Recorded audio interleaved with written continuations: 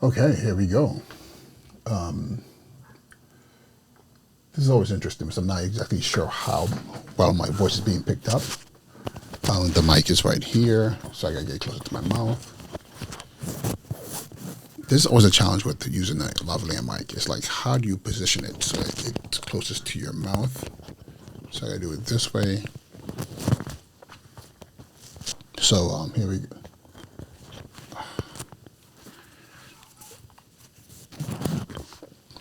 See, this is always funny to me because I know if I talk like this, I'm in the mic, right?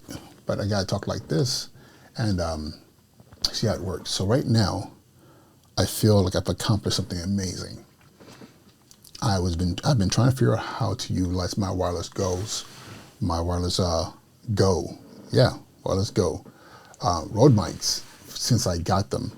I've used them just plugging into my phone or plugging into the camera directly, but that's not how I want to use them. I want to use them as a way to be hands-free when I'm recording content. Ideally, I want to be able to do this. Just record content like this, talking to the camera, and not worrying about hearing myself, because I can look on my board right here. I'll show you, and you can see exactly how it's looking right there. See, my audio is pretty good. It's let me see. It's not exactly, maybe not exactly where I would want it. Let me adjust it a little bit. Take it up to 18. Okay, I think that's exactly what I want. So right there, this is why I want my audio. And of course, the worry is always going to be about the noise, the noise floor being not being so high that you can hear that weird ambient noise of the room. I mean, it's going to be ambient noise because this is definitely a condenser mic. It's not a dynamic mic where I can have the mic right in front of my face, where I can be like right here and know that it's going to pick up and cancel anything outside of it. But there are definitely moments where I want to be able to create content and be able to accept the fact that I'm in a real space and not always have that radio-y bass voice going on. And the challenge has been how to make this work. And I'll tell you a couple of things that's been a challenge. Number one is the fact that just getting a clean signal is a challenge, because for whatever reason I kept on getting a lot of hissing, a lot of electrical noise, just a lot of things that just made it very hard and to me not usable. But of course I've realized a lot of it had to do with user error. I've not been able to come across any video that explained to me clearly the things to do to make sure that you get good audio connecting the Rode Wireless Go to the Rodecaster Pro. They're both the same company. Let me show you right here. Both the same company. They're both Rode. They're all Rode. So I was wondering why I couldn't get good audio. And now I see what it is. First thing, this adapter right here, this on here you see it's a XLR adapter to a 3.5 jack, meaning I can plug in my Rodecaster Pro into this. There is no 3.5 jack into the actual Rodecaster Pro. You have to have an adapter. The first adapter I bought was some generic brand that I got on so I saw on YouTube that needed an adapter. So I bought a generic brand, and it literally destroyed channel 4. Channel 4, no matter what I plug into it, has just this hum that's there forever and ever. I thought it did something to channel 3, but luckily channel 3, no, that's not the case. However, I had to get the Rode version of the adapter, not the generic version. So I got the Rode adapter, but still I was struggling. It was better, but I was still getting a lot of this humming sound in my audio. I think today I realized what it was. So I'll show you here. I'll show you right on here. This is the Wireless Go 2, but there's a thing on here that's very, very important. And that's the, where are you? Oh no, this is a transmitter. On the actual receiver, this button right here, this allows you to adjust the decibels. You can go from high, medium, and low.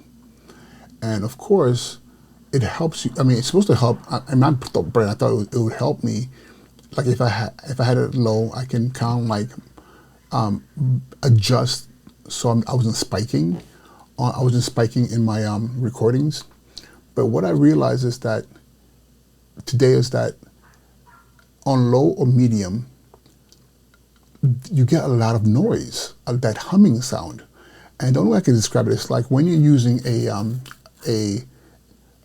digital zoom on a camera. If it's just a manual zoom where you're just adjusting your lens, because you're moving glass, you're going to get a much clearer image. But when you're using a digital zoom and zooming in, you start to get a lot of noise because everything's happening digitally. So that digital noise, that the image noise, is so much. It's not even so much more. It's just horrible on the typical camera versus the manual zoom when you're able to actually adjust your telephoto lens, right? I think it's the same thing here. Because I'm adjusting my my decibels digitally, I'm getting so much more noise, which is not what I want to do.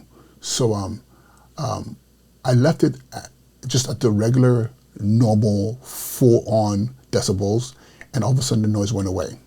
It went away completely. Like, it's amazing.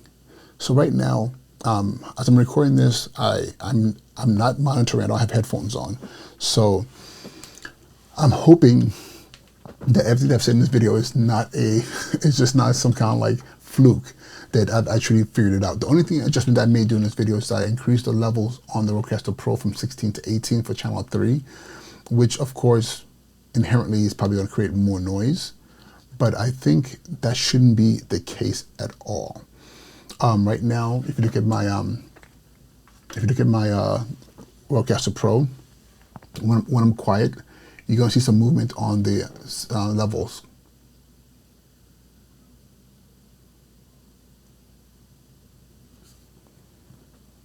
And I think it's because it's picking up the fan. There's only noise in here.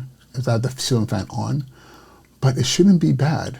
I think the processing through the Rodecaster Pro should give me a decent enough audio quality that somebody who's listening to this and knows very little about audio is probably going to think that this is pretty good, probably like a 8 out of 10, or probably a 10 out of 10. If you don't know what you're hearing, you're probably going to be like, whoa, this is really good audio. So I'm going to go ahead now and stop and play back and see what we have. I'm excited. And the other thing I'm going to say before I go off real quick is look at the video quality. I had to make some adjustments to my lighting, and I'm going to show that to you real quick. So this is me right here, and now I shifted my my Elgato key light right above the camera, and and I have another light over here, which is my I guess this is my secondary light. It's offset to left of me.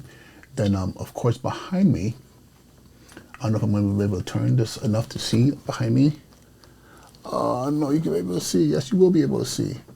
That's my hair light over there, behind me right there in the corner. Can you see my hair? Yeah, right there, my hair light. And then this light over here is a light that's a setup for my other camera, from my other angle when I'm recording. I don't know if you can see right there. So I have another camera right there, but this is a camera that it's not a secondary camera for my setup here. This is another primary setup on that side. Let me make sure I didn't. Okay. So that's the setup right here. Let's play back and see what I have here. And again, this whole entire thing is being recorded audio-wise to the Rode Wireless Go. I'm using a lavalier mic, and this is a TRRS.